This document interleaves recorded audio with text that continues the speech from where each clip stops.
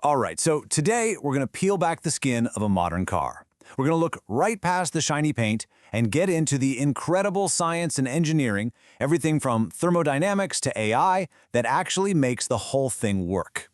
So here's what we're going to cover. First, we'll look at how a car even creates power. Then, we'll see how that power actually gets to the road. After that, we're diving into the car's digital brain, exploring how it's built to keep you safe, and finally, we'll put it all together. Okay, first up, the heart of the machine, power. You know, when you really boil it down, a car is just a device for turning stored energy into motion. But how it does that? Well, that comes down to two totally different scientific principles, either thousands of tiny controlled explosions or the invisible silent force of magnetism.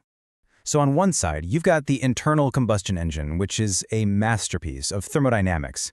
And on the other, you have the electric motor, a marvel of electromagnetism.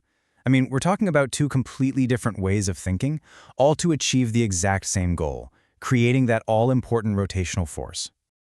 The gasoline engine, it works by harnessing thousands of those tiny explosions every single minute. This whole process, called the Otto cycle, is this brilliant way of turning chemical energy into raw mechanical force. It's the same idea that's been powering cars for over a century.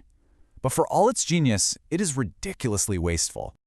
Just look at these numbers. All that energy packed into the gasoline in your tank, only about a quarter actually makes it to the wheels to push you forward. A staggering 70+% of the energy is just gone. So where does it all go? Well, the biggest thief is heat. That's all the hot air pouring out of your exhaust pipe. Then you have friction, hundreds of metal parts all rubbing against each other. Plus, you never get a perfectly complete burn of the fuel. And there's always a risk of detonation or knock if the timing's just a little bit off. So you have to imagine, engineers are in this constant war against the fundamental laws of thermodynamics. Now, electric motors, by comparison, they are just beautifully simple. It all comes down to a principle called electromagnetic induction. You run electricity through coils that creates magnetic fields that push and pull on a rotor, and boom, you get motion. It's a much more direct, much more efficient way of turning energy into movement. But that simplicity hides its own massive engineering puzzles, and most of them are inside the battery. Inside, it's this delicate chemical dance to manage the flow of ions. And even more critical is managing heat, because if you don't, you risk something called thermal runaway, which is basically a chain reaction where the battery just cooks itself from the inside. And believe me, preventing that is a huge, huge deal. Okay, so we've made the power, whether from explosions or electrons, but now what? Creating the force is really only half the battle. Applying it to the road effectively, well, that's a whole other set of physics problems to solve. Right. We hear these two words thrown around all the time, and they get mixed up a lot. So what's the real deal? What do torque and power actually mean when you're behind the wheel? Think about it like this. Torque is the raw twisting force. It's the grunt that gets you moving off the line. Power, on the other hand, is all about how fast you can deliver that twist. It's the measure of how much work you can do in a given amount of time. And this simple formula ties it all together perfectly.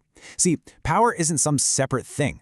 It is literally the product of torque multiplied by how fast the engine is spinning, its RPM. That's why a car feels fast. It has both a strong twisting force and the ability to apply it very, very quickly. But controlling all that involves fighting a whole bunch of physical forces. Like when you turn, the outside wheel has to travel a longer path than the inside one. The differential is the mechanical brain that lets them spin at different speeds so you don't skid. Your suspension works based on Hooke's law, basically absorbing bumps. As you go faster, you're fighting the air itself, and aerodynamic drag gets exponentially worse the faster you go. Even your ABS brakes are a cool physics lesson. They work because the static friction of a rolling tire has way more grip than the kinetic friction of a skidding one. So let's pivot.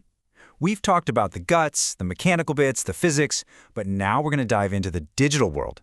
Because every modern car has a hidden, complex nervous system running the entire show. And it's not just one computer, it's a whole network of them. A typical car today can have over 50 of these little electronic brains called ECUs, each one dedicated to a single job, whether it's managing the engine or just rolling down your window.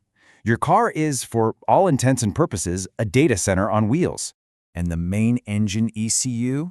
It's running this relentless, high-speed loop. First, it senses. It gathers data from dozens of sensors, measuring everything from oxygen in the exhaust to the exact position of the crankshaft. Then it calculates, running thousands of operations a second to figure out what's needed.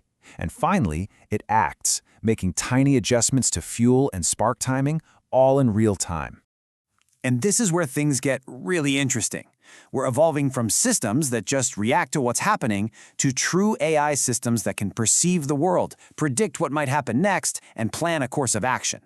They use cameras for vision, LiDAR for pinpointing distance, and radar for tracking speed, all to build this complete 3D model of the world. It's the beginning of a car that doesn't just respond, it understands. So, all these systems are working to keep you out of an accident. But what happens when the worst-case scenario becomes reality? Let's look at the incredible engineering that's designed to kick in during a collision. And here's the key idea, and it might sound a little backward at first. You don't actually want a car that's an indestructible tank. What you want is a car that's designed to sacrifice itself in order to protect the people inside. And that is the entire job of the crumple zone. Its purpose is to collapse in a very specific, controlled way. And here's why that's so important. By crushing, the car stretches out the time of the impact, even if it's just for a few milliseconds. And if you remember your physics, F equals m times a.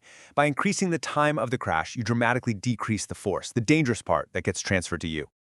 Now, this kind of smart design is only possible because of huge advances in materials. The quest is always for the holy grail of engineering, materials that are both super light for efficiency and incredibly strong for safety. This search leads engineers to amazing stuff like woven carbon fiber, advanced aluminum alloys, and for that critical passenger safety cage, ultra-high-strength steel infused with boron. All right, for our last section, let's pull the camera back. We've looked at all these individual pieces, but the true marvel of a modern car is how all these different scientific fields come together in one single moving machine. I mean, just think about it for a second. It's a mechanical system of gears and pistons. It's an electrical system of wires and computers.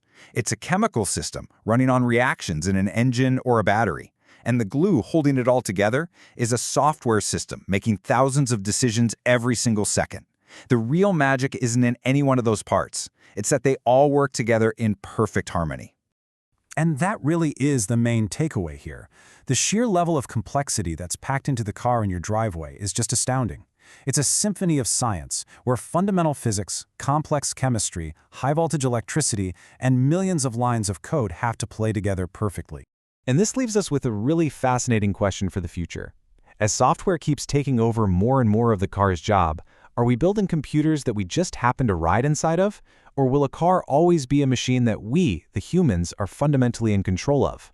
It's something to think about. Thanks for joining me for this explainer.